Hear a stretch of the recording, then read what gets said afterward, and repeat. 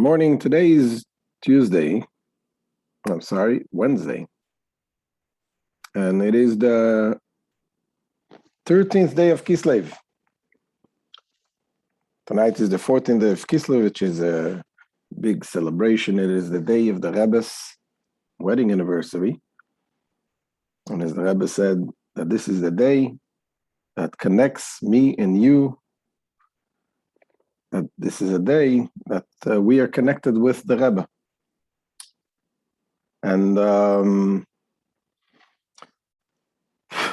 of Kislev in general is a lot of Chabad holidays. Coming up soon, the Yutis Kislev, the 19th of Kislev, which is also the day that we're going to start this Tanya shir once again. So this is also a time, just a minute, please. This is also a time to encourage people to join us in this Tanya shir, as we're going to start soon the Tanya from the beginning. Today, we are beginning the 5th essay in the last part of the Tanya. And called the Kuntres Acharon. And as we said in the previous lessons, that this last part of the Tanya is a collection of notes that the Alter Rebbe wrote to himself, explaining all different concepts, clarifying Kabbalistic concepts that is brought throughout the Tanya. And in today's lesson, the Alter Rebbe is going to discuss about what is accomplished by studying such mitzvahs which have nothing to do with reality. Things, you go to college, you learn things. Well, sometimes some people say college is a waste of time, but sometimes you learn things that you regret. You wasted the whole 4 years for learning something that you're never going to use. Not to say that you can't gain, of course, but when it comes to Torah, we learn every part of the Torah is, even if it's not relevant, is part of the Torah. However, the question is, we explained in the previous part in the Tanya about that when you do a mitzvah, if it's a positive mitzvah, what happens when you do the mitzvah? You bring down godliness into this world. The mitzvah is rooted in the spiritual world, and when you do a mitzvah, you bring down the godliness. You refine, you elevate the sparks, godly sparks that is in this low world. And the same thing is when you abstain from doing an avera, a sin. When you have an urge to do something which is not good, and you abstain. What you do, again, you're affecting your neshama, that you're elevating those energy that you wanted to do, and by abstaining, you're also strengthening the source of your neshama. However, and the same thing the Alter Rebbe said is not only when you do the mitzvahs, but also when you study the halachos, when you study those laws, the laws of the positive mitzvahs, the laws of the negative mitzvahs. However, the question is, there are certain laws that are completely no chance that they will ever come to be, or they're so unlikely. And the question is, when you study those laws, if they're so unlikely that this will happen, so how exactly does it affect? If it's not something that is going to happen, how does it affect the godly energy in this world? So this is the question the Alter Rebbe is asking, and in short, what the Alter Rebbe is going to answer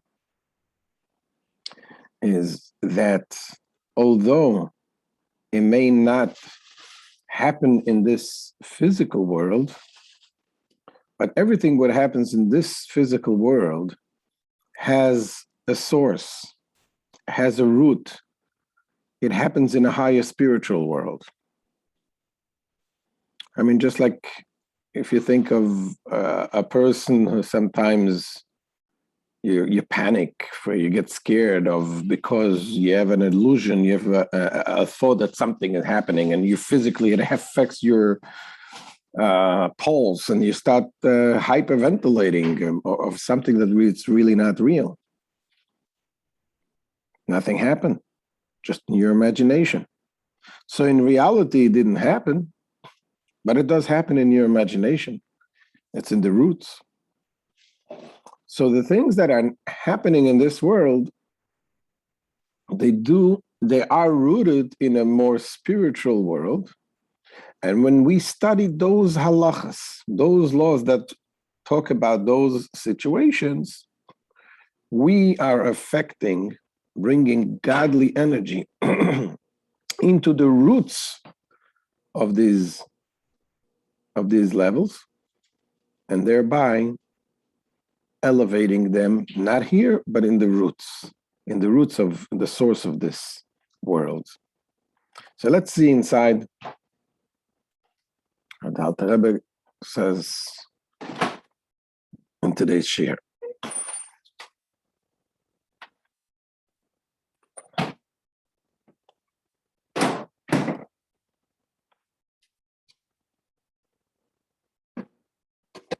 ולהבין פרטי ההלכות דלא שכיחה כלל.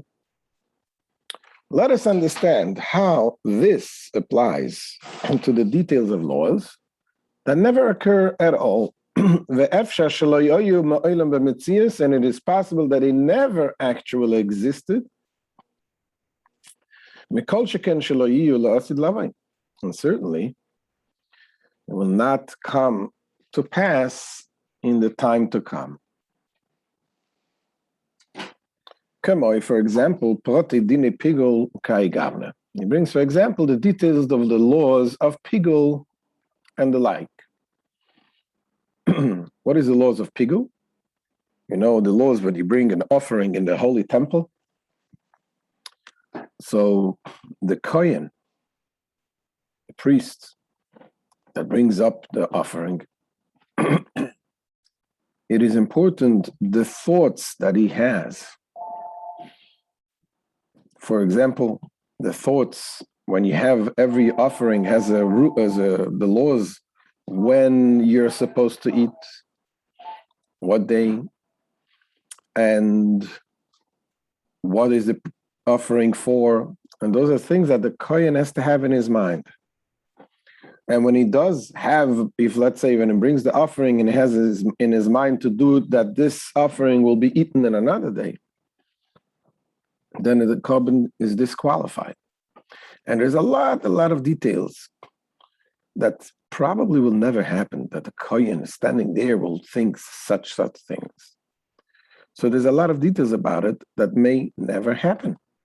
And yet we study about those laws. Inei Modazos, says the Alter Rebbe, it is known, Shekol Isur Sheba Oilam, Yesh Lo Sheirish Mokev Chaim Beklipis, that every prohibited thing in this world has a source and a root of life in the klippos. The klippos is the forces of the impure source of life. So every prohibition has a root, a source of life in the impurities.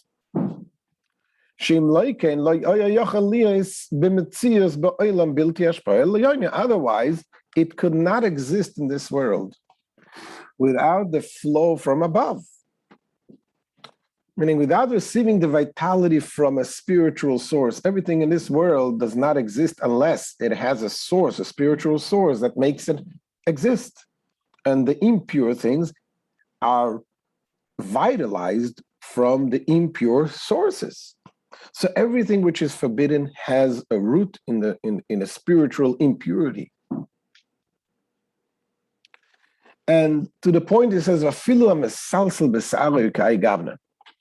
even one who crinkles his hair, and the like. What does it mean? That we're not talking about an actual prohibition. But crinkles hair means, women are supposed to take care of the hair, make and look nice. By men, there is this thing that it says when you really go and curl your hair, make you look, take care of yourself to make look very, very nice, very beautiful. It is something, in a sense, it's not a sin, but in a sense, you're showing that you are trying to portray yourself that you are someone special. In a sense, it has to do with lowering your nullification to Hashem. It's interesting. It says about Yosef HaTzadik, Joseph, when he was in Egypt, when he was sold as a slave. It says he was a beautiful, handsome-looking young man, and he was curling the hair. Obviously, we're talking about Yosef HaTzadik. We don't understand the levels, what he was doing. He was on a very high level. But in his level, he was curling his hair, and Hashem says, oh, you're curling your hair, your father is mourning you, and you're curling your hair. Now you're going to have this challenge of being seduced by Potiphar. So even such a small thing of curling one's hair gets its life, its energy from the impure sources. That's what he says. Even one who crinkles his hair and the like receives his life force at that moment from the spiritual chambers of Klippus, as is explained in the Zohar. So therefore, the Alter Rebbe concludes that even those prohibitions that will never come to fruition, they may not come to reality in this world, but they do have a root in the higher spiritual worlds. Therefore, even the particular prohibitions that never become practical issues in this physical world, nevertheless, still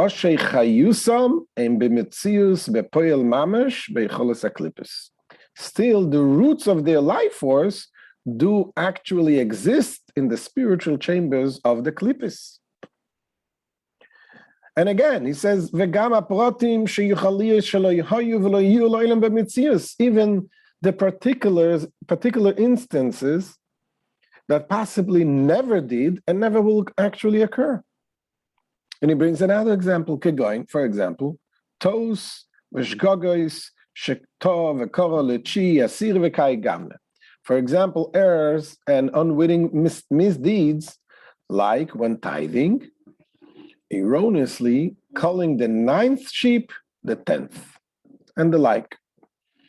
What does it mean? We know the laws of the tithing of the sheep. Just like there's a law you have to give 10% of your income for tzedakah, there's a special law, it's called Ma'aseh Behema. How is it done? You have to let the sheep go through a very narrow passage, and you count 1, 2, 3, 4, and you count till 10. And the 10th one you mark with some paint. They say this is the 10th, and the 10th one goes to Ma'aseh, becomes holy. There was once the Rav from Far Chabad, Rabbi Garelik Alav Shalom, very smart Jew. There was once a Jew.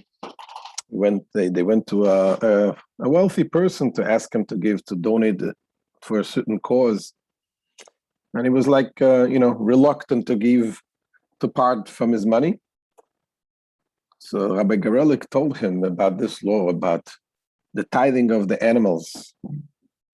And he says, why does the Torah tell us specifically to tithe the animals like this? You have to count 1, 2, 3, 4, 5 till 9, and the 10th give tzedakah. Okay, you have to give 10%. Okay, let us count, make us let's see how many oxen you have. Let's say you have 10,000 oxen. Well, we know 10,000 oxen, then give up 1,000 to charity. This is the problem is that when you tell someone to give 1,000 oxen to charity, that's not going to be easy. But when you tell a person, let's count. Here is one ox that God gave you. Second ox, that's yours. Third ox, that's yours. All the way 9 oxen is yours. The 10th one give to God. That makes it much easier.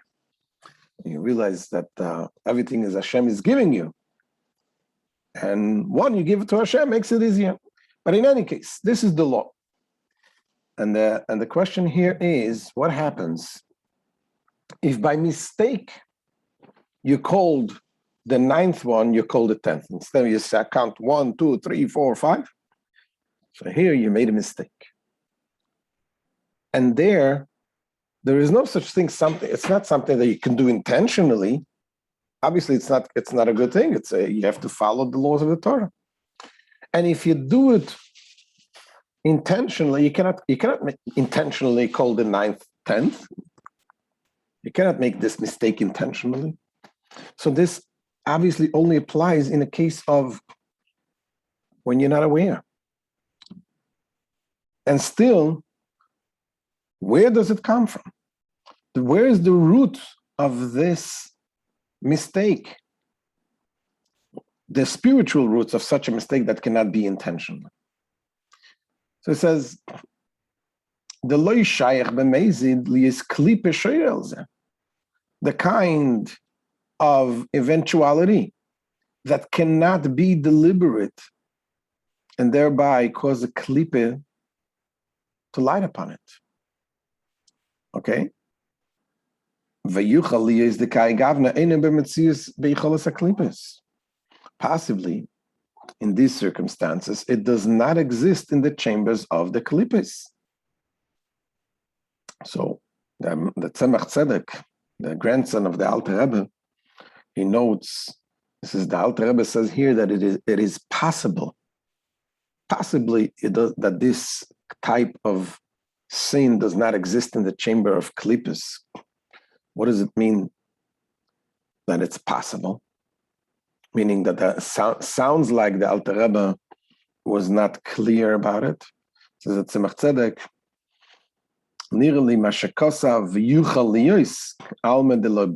it appears to me that the Alter Rebbe uses the words possibly implying uncertainty. Hainu mishum she'ashgogois bois minoiga im kein yesh loima de yesh lam sheiros becholos de noiga. Says because unwitting errors derive from noiga. It may therefore be said that the origin is in the chambers of noga. This is something we explained in the previous classes. There is the total impure sources, which is called the 3 impure shells. And there is the shell of noga. Noga is the neutral shell.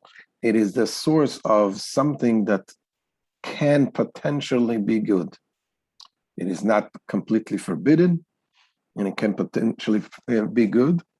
So he says, that Tzemach Tzedek explains, when the Alter Rebbe says that it's possible, is suggesting that it's possible that the inadvertent sins, they are rooted in noga, meaning that they don't come from the ultimate impurity, but they come from such a place which is noiga, the neutral place, the place that potentially can become holy.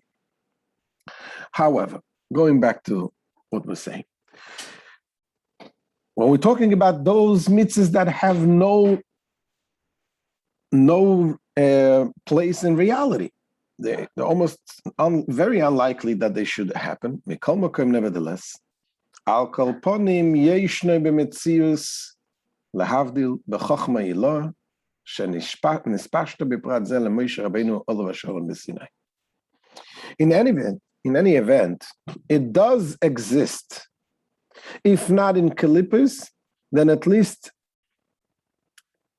keeping in mind the distinction between the sacred and the profane, It exists in the supreme wisdom that issued and descended in this detail to Moses and Sinai.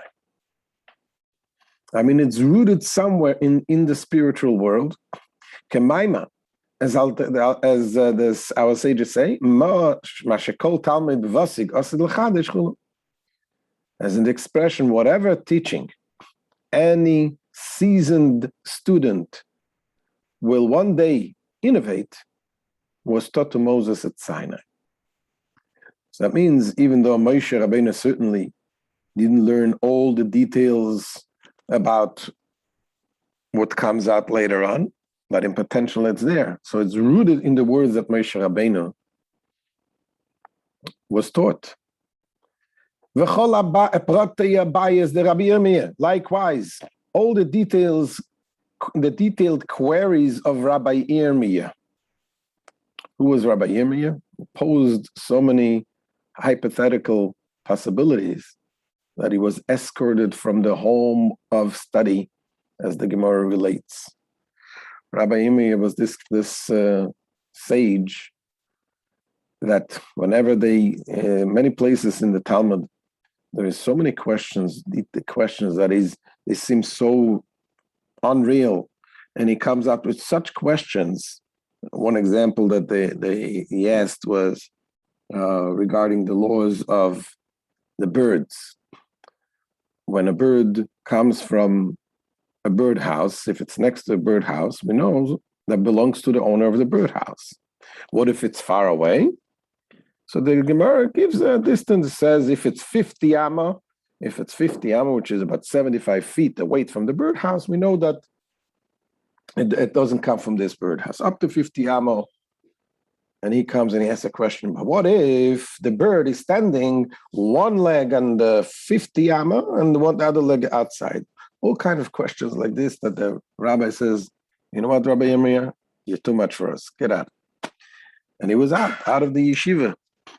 But and many of his questions that he asked, the Gemara didn't have an answer. The sages didn't have an answer. They said, Teiku, let's wait. Mashiach will come. We'll have an answer for this. And so he was taken away from the yeshiva until one day that they needed, the sages had a question and didn't have an answer, and they had no choice, and they asked Rabbi Yirmiyah, do you have an answer? And he gave them the answer. That's when they brought him back into the yeshiva. In any case, what Alter Rebbe is saying, even such cases, questions like Rabbi Yirmiyah is asking, questions that will never happen, such far-fetched questions, they are also part of the Torah. And the detailed queries such as if she wrapped him in chulin, talking about the laws of giving birth to a firstborn animal. So there's a whole question that what if it doesn't go to the womb, that you wrapped the animal when it comes out? Is it considered the firstborn or not? All kinds of very far-fetched questions. They're all part and rooted into the Ein Sof, says the Alter Rebbe. Ki spashtus chachma Eloi b'chinas Ein Sof amlubush b'poel mamash. With the extension of the supreme wisdom that is vested in the laws of the Torah is infinite, since the infinite is actually clothed in it. Every particular of law is a gate drawn from the supreme wisdom. Every detail comes from the supreme wisdom of Hashem. The Yosad Ba'atem Alubashba, which founded the daughter and is clothed in it. The wisdom founded the daughter, we spoke about it. Daughter is the Malchus that gives birth. And from Malchus, from Chachma, is drawn and invested in Bria, Yetzira, and Asiya, which are the three lower worlds. And it is known, Ki yenikas haklipos me'achorayim the yud sfiris the kedusha. The nurture of the klipos, of the impure shells, they derives from the hind part of the 10 spheres of holiness. More particularly, where do they come from? Befrat, milevushim, the yud spheres, the bria, yetzira, asiya. More precisely, from the garments of the 10 spheres, the 10 attributes of the lower 3 worlds, bria, yetzira, asiya. And more particularly, where do they come from? Ubefrat, the Yetzira v'Asiya me'rovim beklipis. And yet more precisely, they derive the nurture from the garments of Yetzira and Asiya, the last two, the lower 2 worlds, that are intermingled with klipis. We know the lower 2 worlds have already some impurity intermingled within them. Godliness is more concealed in these lower worlds. Kanoida, as it is known, their nurture derives from the state of garments. Now,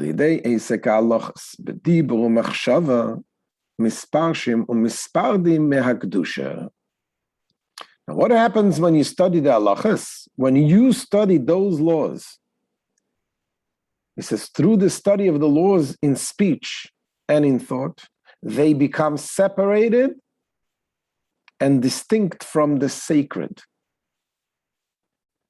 They become separated. Why? Because the study of the halachas, they infuse the holiness, the powerful energy that comes from the kedusha, and the impurity cannot sustain such powerful holiness.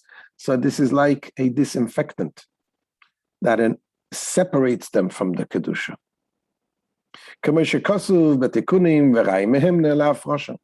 Thus it is stated in Tikkunim and Raya Mehemna to separate, etc., to separate the klipos from holiness through Torah study. So that when you have the Torah study, even in those laws that are totally irrelevant, something that is completely no chance that will ever happen, but they exist in the higher worlds. And when you study the Torah about those things, you bring about more godly energy, and that causes the separation of these roots, of these klipos, the impurity that they cannot hold when they have this such great godly energy when you study the Torah about it.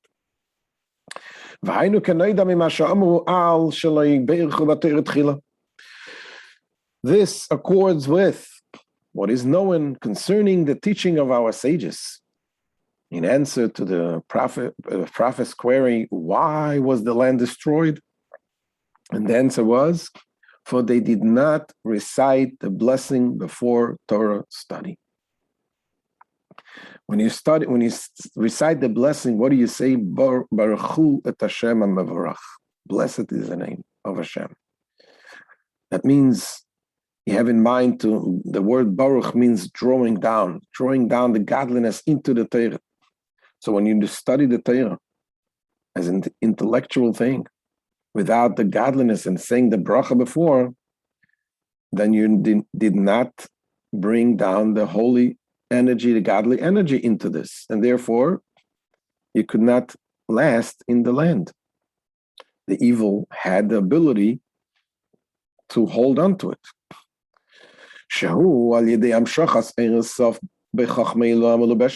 This separation is affected by drawing down the infinite light into the supreme wisdom clothed in them, meaning in the laws of the Torah there is the supreme wisdom, godly wisdom.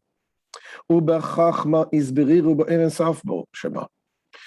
Chachma, they are sorted out through the infinite light that is within it, within the Chachma. Now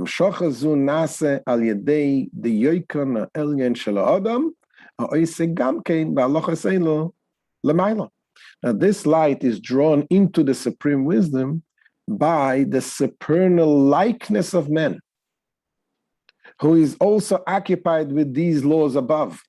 When you study Torah here, your root, the Supreme Man, is also studying the Torah in these laws, the roots of your neshama.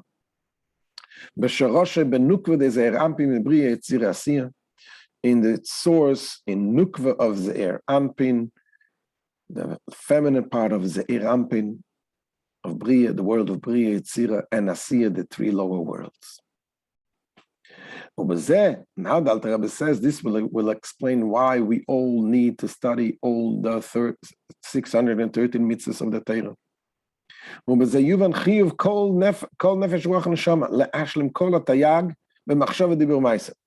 Thus we can understand the requirement that every nefesh, ruach, and neshama, different parts of the soul, fulfill all 613 commandments in thought, speech, and deed. Shem protei halachos, meaning the details of the law. And they,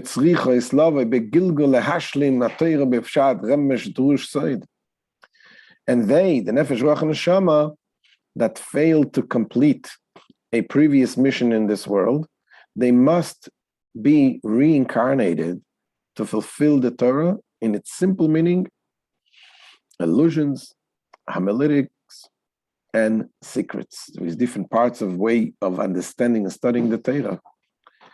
And every neshama, every soul needs to complete all parts of the study of the Torah and fulfillment of the Torah in order to be a perfect person, to complete every part of our soul. In order to sort out and refine all that pertains to them from among the 288 sparks that constitute the complete structure of man. With the 613 categories, general and particular, that relates to each soul. That happens now. What's going to happen when Mashiach comes? Once all of this will be accomplished, will eliminate all the negativity, will be eliminated already. What will be the mission then? Says the Alter Rebbe.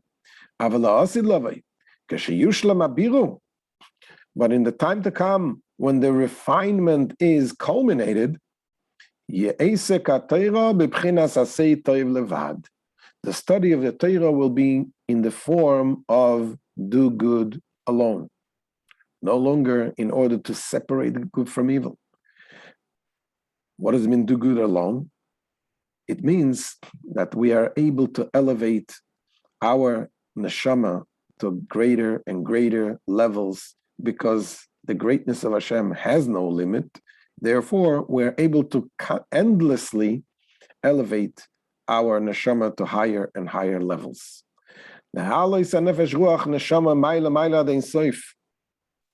Its purpose will be to elevate the nefesh ruach neshama ever and infinitely higher.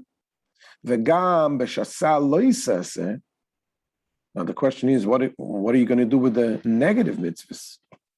When Mashiach comes, no one will want to do negative mitzvahs. And where is the place of the negative mitzvahs going to be? So the Alter Rebbe explains that the source of the negative mitzvahs, they have a very high source.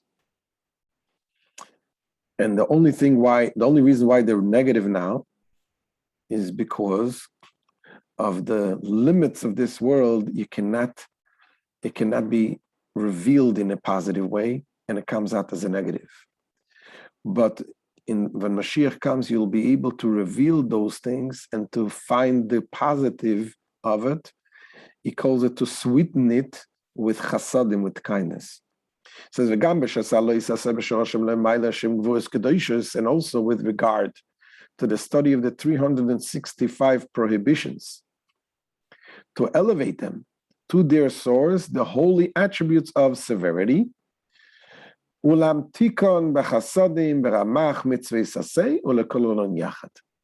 to sweeten them through the attributes of kindness that are in the 248 positive commandments, and to fuse them, the attributes of severity, with the attributes of kindness, And therefore you reveal those powerful godly energy that are hidden in the negative mitzvahs. And therefore,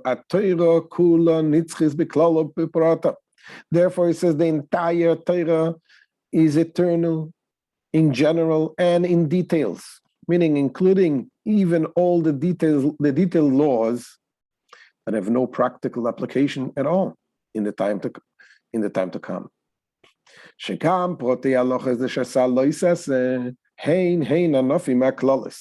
Even the individual laws of the 365 prohibitions are branches of the Torah's general statements. All of them have a source above in the 5 holy attributes of severity, just as the 365 prohibitions themselves.